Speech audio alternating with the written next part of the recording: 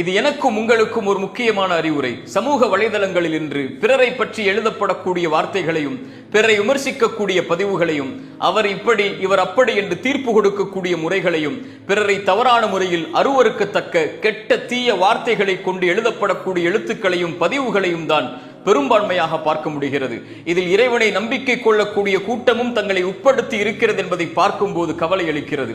இறைத்தூதர் சொன்னார்கள், நீங்கள் இறைவனையும் இறைவன் உங்களுக்கு உயிர் கொடுத்து எழுப்பப்படக்கூடிய நாளையும் நம்பிக்கை கொண்டவர்களாக இருந்தால் நீங்கள் பேசினால் நல்லதையே பேசுங்கள் அல்லது வாய் மூடி மௌனமாக இருங்கள் என்று சொன்னார்கள். ஒருவன் பிறரை பற்றி எழுதும் போது அவர்களுக்கு அது எந்த பாதிப்பையும் கொடுக்காது.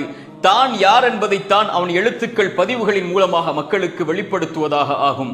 நாம் நல்லதையே பேசுவோம் அல்லது வாய் மூடி மௌனமாக இருப்போம். எல்லா நிலையிலும் நாம் இறைவனையும் இறைவன் நம்மை உயிர் கொடுத்து எழுப்புவான் என்ற நாளையும் நம்பிக்கை கொண்டவர்களாக இருந்தால் மட்டும்